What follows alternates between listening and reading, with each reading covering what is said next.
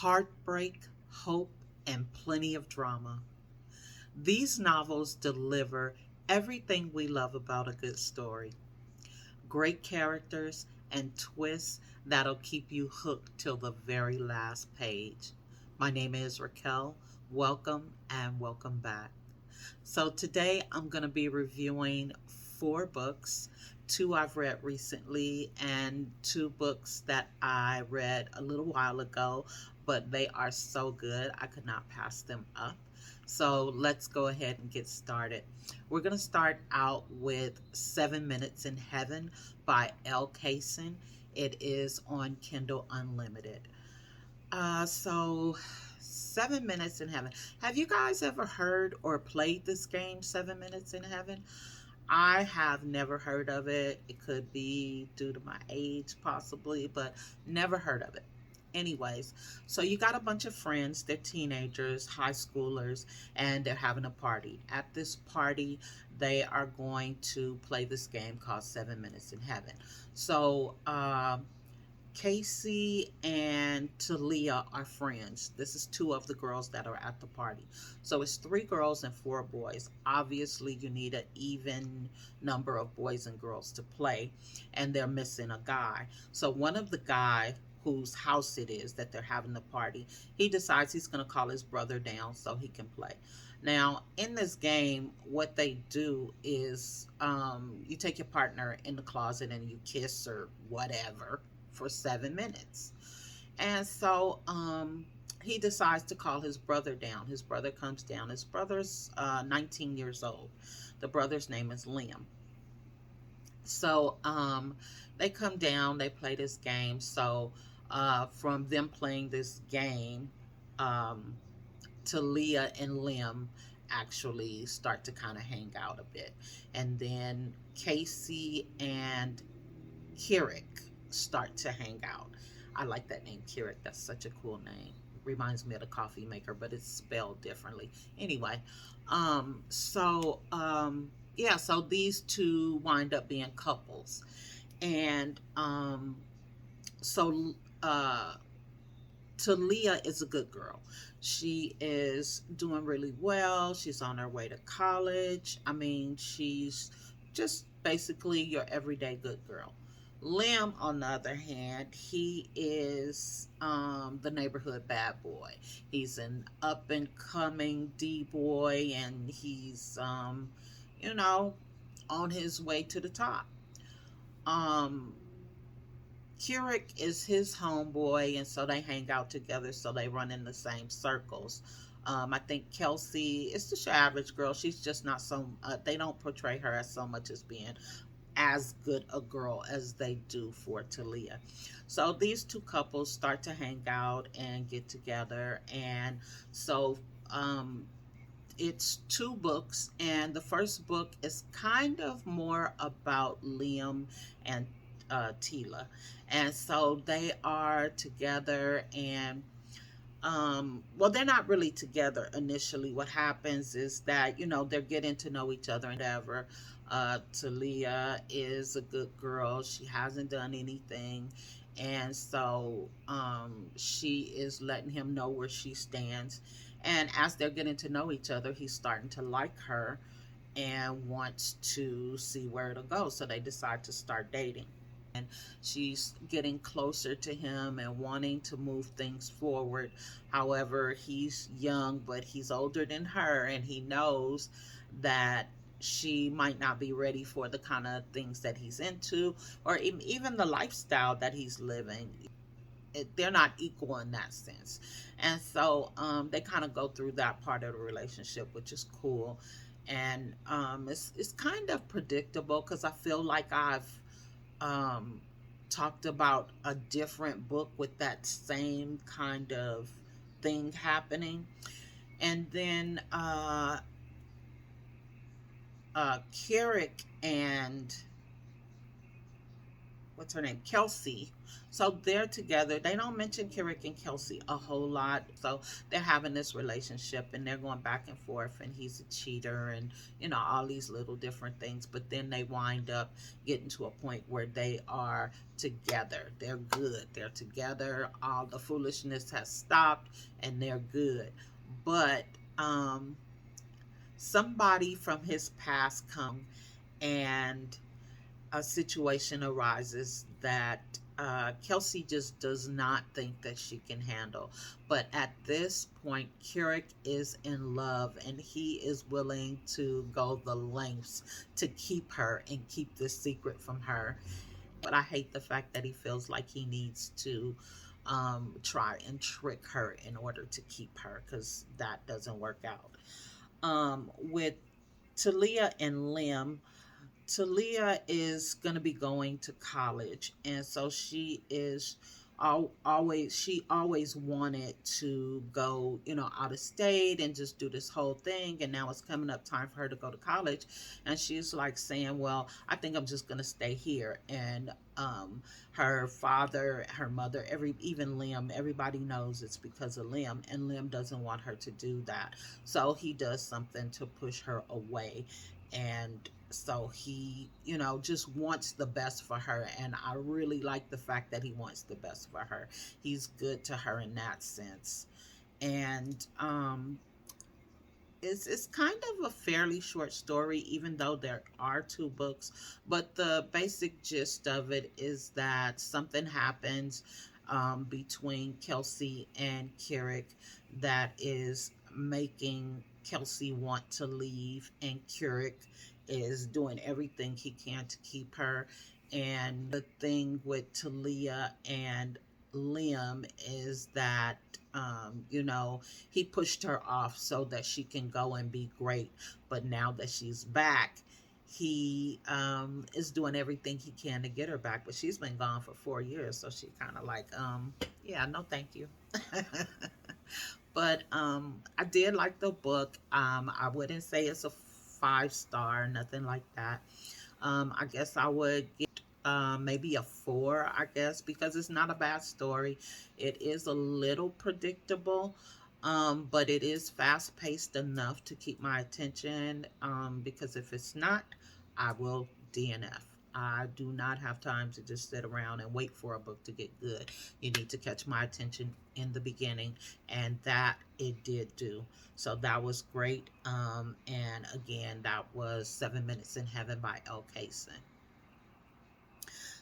So then we have uh, Crowning Glory by Pat Simmons, and this is Christian fiction. So, this book is about a young lady whose name is Karen Wallace. Karen just got out of jail and she lives in a halfway house. Like I said, this is Christian fiction, and basically, this is about forgiveness, forgiveness of yourself and other people. She just gets out of jail. She is in a halfway house and she is trying to put her life back together. She has a roommate, can't remember the roommate's name, but if I'm not mistaken, she was in prison also with the roommate. And so they're both trying to change their life around. They have started to go to church, and Karen got a job at a bookstore. She is really kind of insecure because of what she went to jail for, because she's just getting out of prison. And so she's a little bit off kilter. Being in jail and coming back is kind of like losing uh, losing time, and not that I don't know this firsthand. This is just what it looks like to me. So it's kind of like losing time. So she's out and she's a little off kilter. She's trying to get herself back together. She gets this job at a bookstore, and so This little girl comes in, and she's looking at some books or whatever, and her dad comes in, and she meets the dad. His name is Levi Tolliver.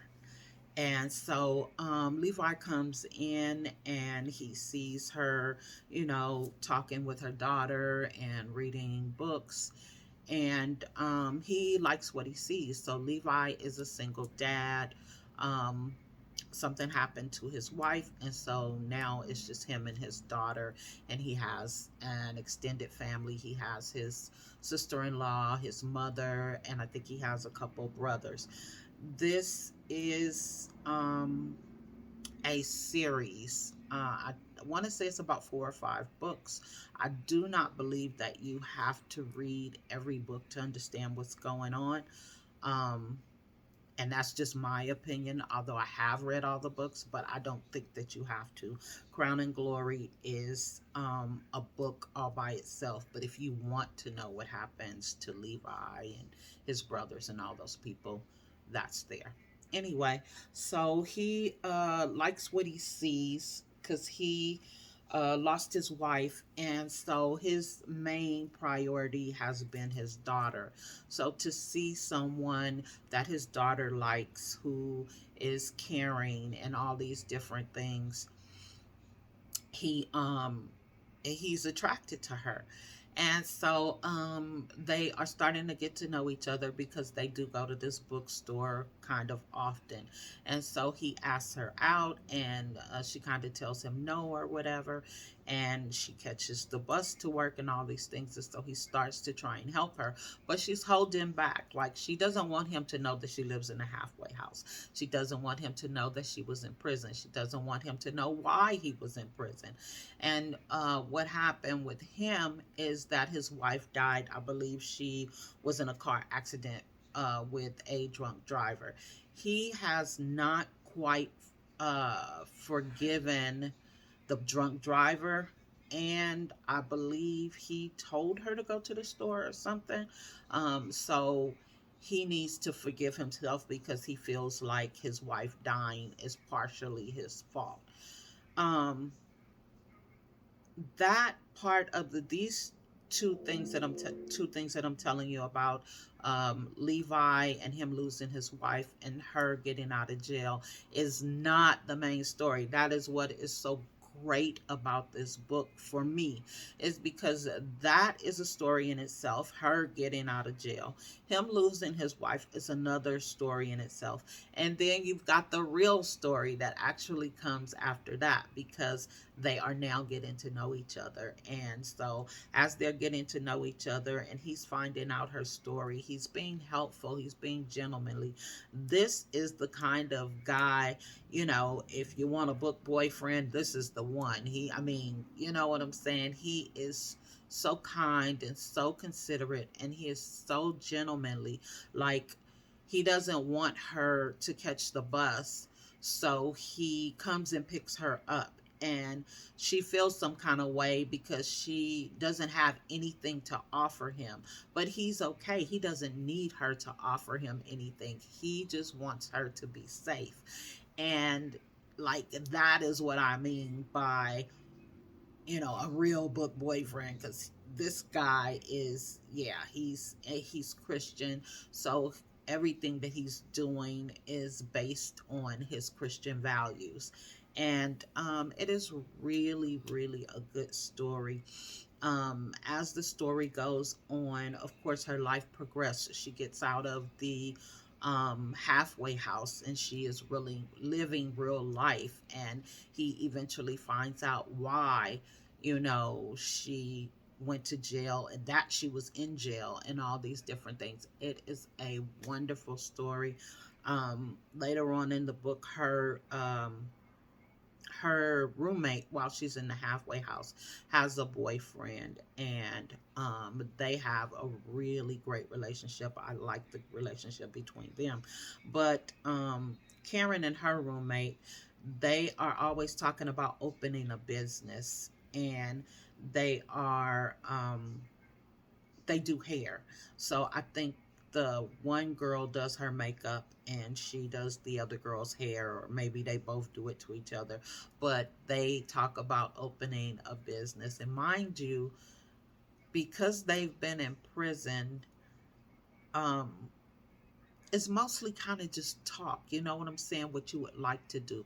But as things happen, things start to unfold where they are able to manifest their dreams. This is really a great story. Not just a great story, but it is actually a great series. I enjoyed this so much.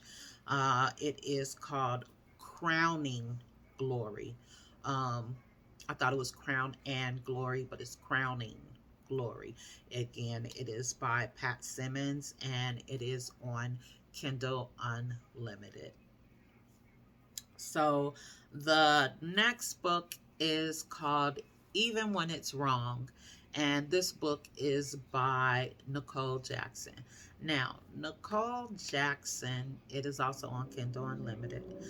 Nicole Jackson has a knack for writing books where you are rooting for the bad guy.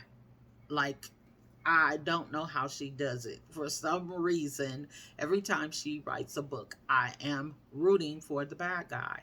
So, this book is about a young lady.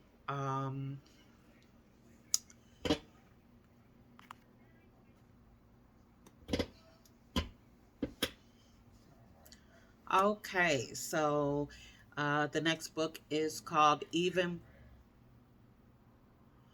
next book is called Even When It's Wrong by Nicole Jackson.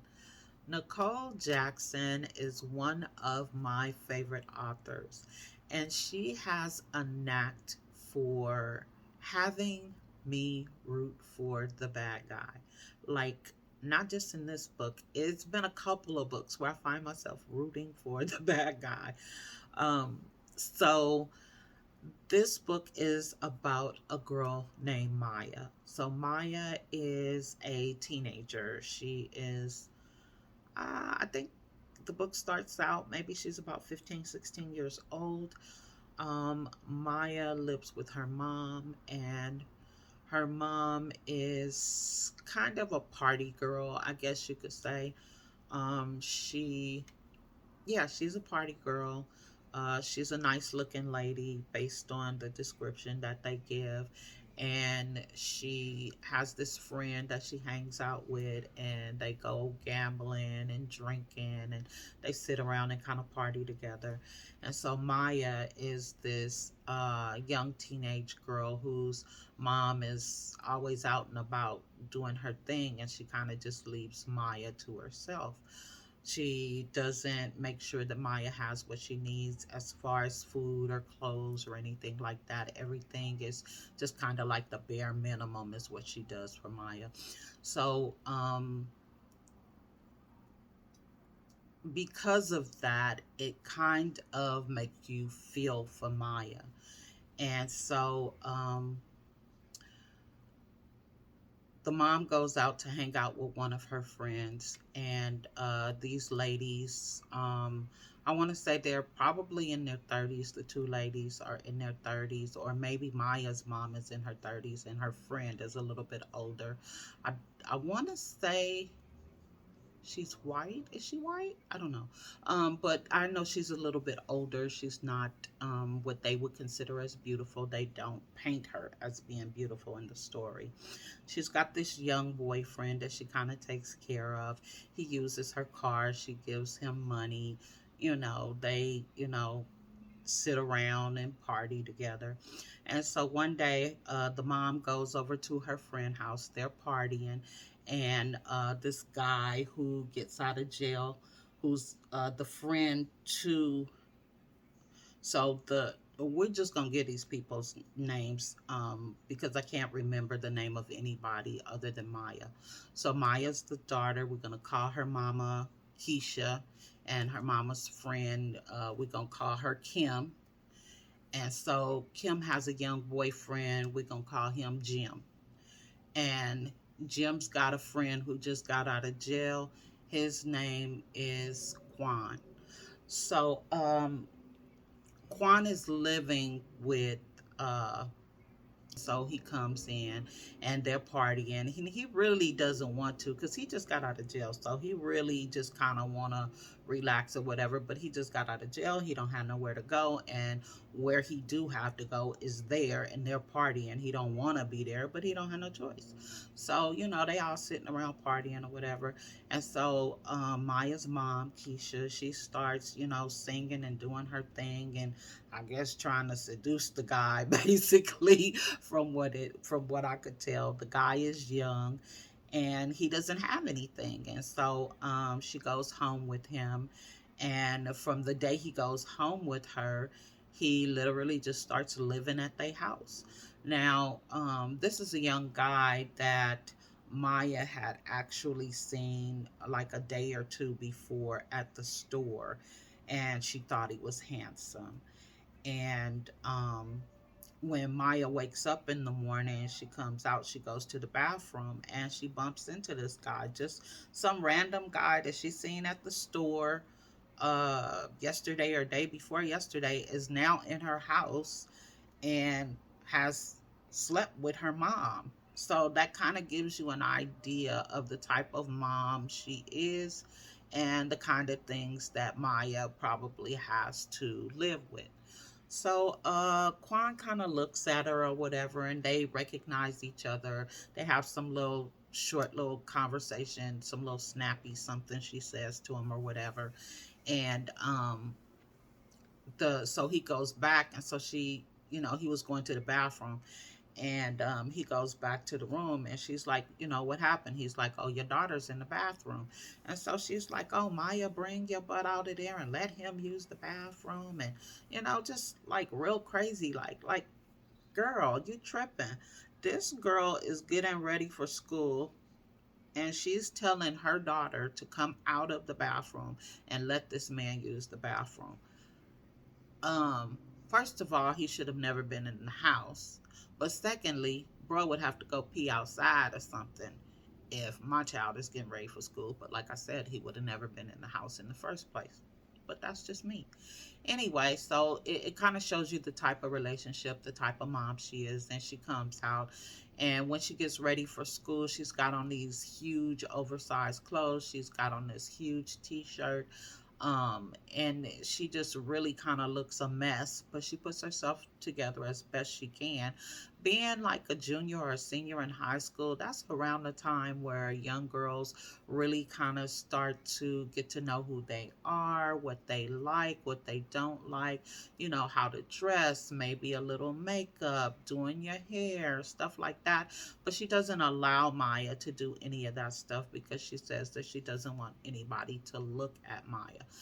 This is a really, really interesting story. And that is to say that just the dynamics, how the relationship between her and her mom. Now, like I said, from the day that the guy spends the night, he actually never leaves. He now lives there. And his friend tells him, basically use her as a sugar mama. You need a place to stay. She wants you to stay there. Let her. And so he starts doing the same thing to her as the other guy. She doesn't have to give him money because he is making his own way.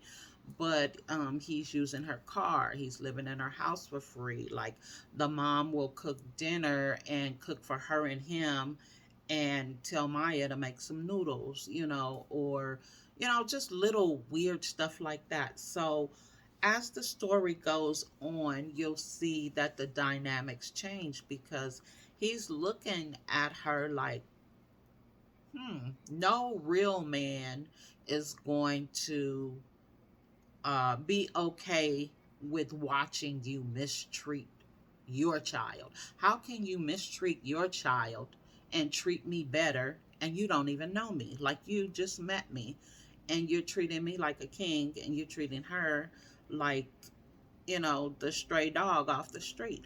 So this is a super interesting story.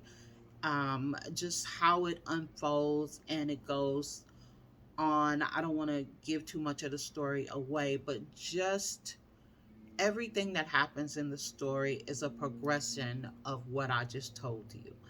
And then you find out the backstory of Maya. You find the backstory of her mother, and then her mother comes into play, and you get a backstory on her mother as well. And I said before, I love those multi generational stories where you can find out why something is happening. That part is super interesting to me when you know why something is taking place. So that is my three books. Let me just say, um, it was 7 Minutes in Heaven by L. Kaysen. Um, Even When It's Wrong by Nicole Jackson, and Crowning Glory by Pat Simmons. All of them are on Kindle Unlimited. All of them are really good books. Crowning Glory and Even If It's Wrong is a definite 4.5. 7 Minutes of Heaven, I would say maybe a 4 or so. And it's not even a matter of giving them ratings, but I want you to understand um, how good I thought the book was. So just in case, maybe if you're thinking about reading it, then it'll give you some indication. But that is all I have for today. Thank you so much. I hope you enjoyed the video, and until next time, see you soon.